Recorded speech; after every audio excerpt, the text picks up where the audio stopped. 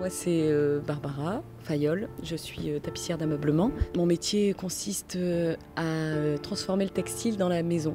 Donc on s'occupe de tout ce qui est siège, tenture murale, moquette, plafond tendu. C'est assez complet comme métier. Donc notre métier, on part, donc si on parle du siège par exemple, on va commencer avec une carcasse vide, juste du bois, et c'est nous qui allons donner l'esthétique grâce à la forme, grâce au tissu, et après on va donner du confort grâce à des matériaux de rembourrage, que ce soit traditionnel ou contemporain. Alors on vend plutôt à des particuliers, donc c'est pas de la création, c'est plutôt, on est à 60% dans la restauration. On fait de la création aussi, on peut faire de la création de canapés sur mesure. Après on fait beaucoup de rideaux doublés, contre-doublés, de stores. Donc on habille les fenêtres chez les clients. Mais voilà, nos clients sont plutôt des particuliers. On peut travailler pour des musées, pour des appels d'offres.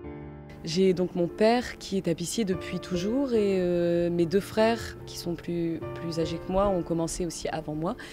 Moi j'étais partie dans un cursus scolaire classique et je me suis passionnée pour ce métier à partir de 17-18 ans et j'ai fait un petit retour vers le CAP, donc le CAP tapissier. Et je me suis passionnée pour ce métier très vite. Donc mon père, qui est le créateur de l'entreprise, est médaillé au concours des meilleurs ouvriers de France depuis 1994. Et mon frère et moi, donc mon frère Jean-Baptiste, qui est du métier aussi, comme tous mes frères, on s'est inscrit aussi au concours il y a quelques années. Et on a été reçu meilleur ouvrier de France en 2015.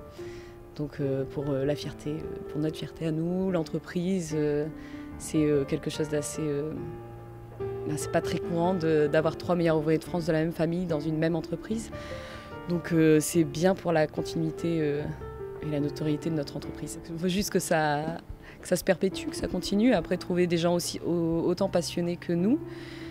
Et je ne sais pas si ça sera mes enfants ou les enfants de mes frères, mais c'est pas le but. Je ne veux pas les forcer là-dedans, mais voilà, juste trouver des gens qui continuent notre métier comme nous on le fait et qui l'aiment autant que nous.